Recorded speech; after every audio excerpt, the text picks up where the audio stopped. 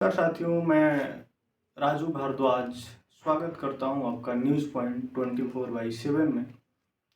दोस्तों, आज हम चर्चा करेंगे अपने बिहार के वर्तमान हालातों में और बिहार के हालातों पे केंद्र सरकार के क्या रवैये हैं, क्या पक्ष है, उसके बारे में चर्चा करेंगे।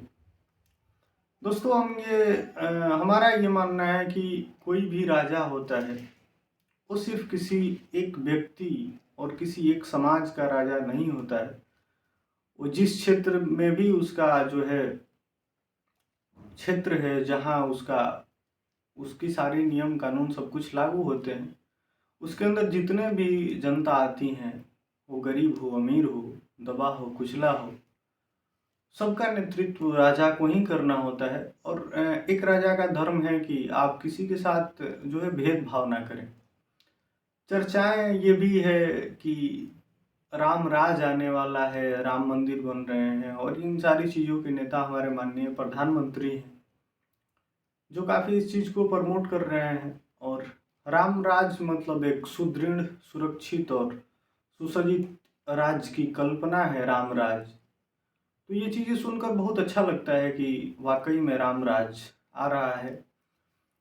लेकिन जब ये चीज़ें हम बिहार के परिप्रेक्ष्य में देखते हैं तो मन बहुत दुखी होता है कि एक प्रधानमंत्री जिसको अपने जिस स्टेट से वो आते हैं, गुजरात, वहाँ से मात्र 16-17 सांसद उनके लिए जाते हैं, चुने जाते हैं। और एक राज्य बिहार जहाँ 38 सांसद बिहार वाले चुन के भेजते हैं बीजेपी के लिए, माननीय प्रधानमंत्री के लिए। और उस राज्य के लिए सरकार की नीतियों में कितनी अन्याय दिख रही है, केंद्र सरकार की नीतियों में। अगर हम गुजरात की ही बात करें, महाराष्ट्र तमिलनाडु को छोड़ दें, सिर्फ गुजरात की बात करें, तो वहाँ मिलियन बिलियन के बिलियन में जो है इन्वेस्टमेंट हो रहे हैं, इन्वेस्टमेंट सबमिट हो रहे हैं। बाहर से बहुत सारे जो है बिजनेसमैन आ रहे हैं, उनकी मीटिंग हो रही है, कॉन्फ्रेंसेस हो रहे हैं, और भारी मात्रा में बल्क में इन्वेस्टमेंट पे इन्वेस्टमेंट हो रहे हैं। जबकि वहाँ ऑलरेडी बिहार से बहुत जो है संपूर्ण चीज़ें हैं, बहुत संपूर्णता है गुजरात में। उसके बाद भी, इतना कुछ समर्थन देने के बाद भी, बिहार वालों को बिहार के लिए ना कोई यूनिवर्सिटी की घोषणा है, ना ही कोई बल्क में कोई इन्वेस्टमेंट की चर्चाएं हैं। भारी मात्रा में मजदूर यहाँ से जा के काम कर रहे हैं। अकेले गुजरात के शहर सूरत में लगभग 4 से 5 लाख बिहारी मजदूर भरे हुए हैं, अगर आप डाटा देखें तो। लेकिन इन सारी चीज़ों पे केंद्र सरकार की कोई चिंता नहीं है और कोई ध्यान नहीं है। हर राज्य के लिए उनके पास टाइम है, विदेश नीतियों के लिए, विदेश दौरों के लिए टाइम है। लेकिन हम आपसे पूछ रहे हैं, आप दिल पे हाथ रख के बताना कि माननीय प्रधानमंत्री कितने मीटिंग किए हैं, कितने कॉन्फ्रेंसेस किए हैं बिहार के लिए। जबकि बिहार के जो हालात हैं शिक्षा के मामले में, स्वास्थ्य के मामले में, अभी पूरे देश में सबसे बदतर दौर से गुजर रहा है। और अभी ही नहीं, बहुत पहले से गुजर रहा है। अब इसमें कुछ बुद्धिमान लोग तर्क देते हैं कि जो बीजेपी को पूर्णतः सपोर्ट करते हैं, वो ये कहते हैं कि नहीं, अगर उनकी सरकार है ही नहीं यहाँ तो क्यों दें। तो ये गलत चीज़ें हैं, क्योंकि आप पूरे देश के राजा हैं, पूरे देश के प्रधानमंत्री हैं, आप न केवल गुजरात के हैं। आप अकेले उत्तर प्रदेश में आके देखें तो बनारस के इर्द गिर्द लगभग 10 के आसपास आपको बड़ी बड़ी यूनिवर्सिटी मिलेंगी। लेकिन एक नालंदा, जो पूरे दुनिया में आदिकाल से, कितने समय पुराने समय से जो है शिक्षा का केंद्र रहा है पूरी दुनिया में, फाहियान और कौन कौन विदेशी यात्री वहाँ आ चुके हैं। और उस नालंदा विश्वविद्यालय, जो आज डीयू और जेएनयू से भी उसकी ज़्यादा हस्तियाँ होनी चाहिए, उसका ज़्यादा वजूद होना चाहिए, उसका ज़्यादा डिमांड होना चाहिए, लेकिन सरकार की कोई ध्यान नहीं है उस पर। शिक्षा का तो जो हाल है सो है, जिस हिसाब से बिहार का पॉपुलेशन है उस हिसाब से एक एम्स जो है केवल पटना में बना देने से क्या हो जाएगा। बिहार का जितना पॉपुलेशन है, आज भी लोग दवाई के वजह से मर रहे हैं, इलाज नहीं हो पा रहा है। लोग जाके, कोई लखनऊ पीजीआई में दौड़ रहा है, कोई बीएचयू में, बनारस बीएचयू में दौड़ रहा है, और प्राइवेट डॉक्टर पैसा पे पैसा वसूल रहे हैं। स्वास्थ्य विभाग की इतनी हालत बदतर है, लेकिन सरकार का कोई ध्यान नहीं है।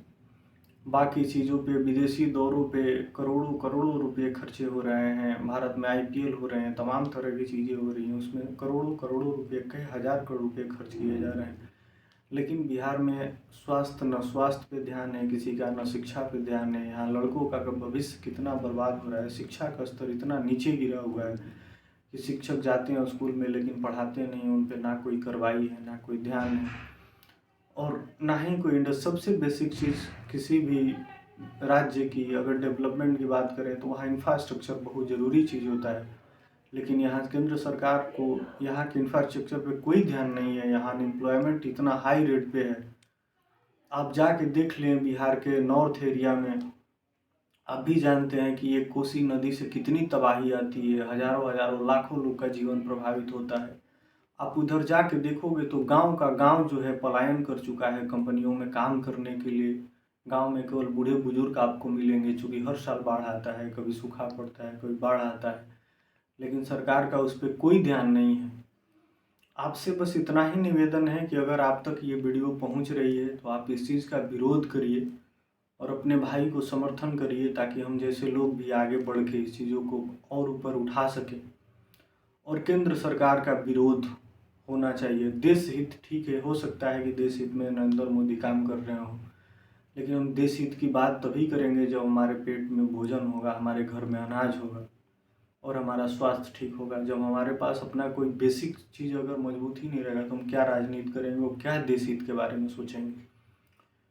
तो अगर बिहार की आपको चिंताएं हैं और आपको हमारी बातें अगर लग रही है कि मैंने सही बोला है, तो आप इस चीज़ को ज़रूर समर्थन दें और इस बार इस बात को लेके केंद्र सरकार की जो लोकसभा चुनाव होने में, उसमें भरपूर विरोध होना चाहिए आपसे, इस बात का मुझे निवेदन है।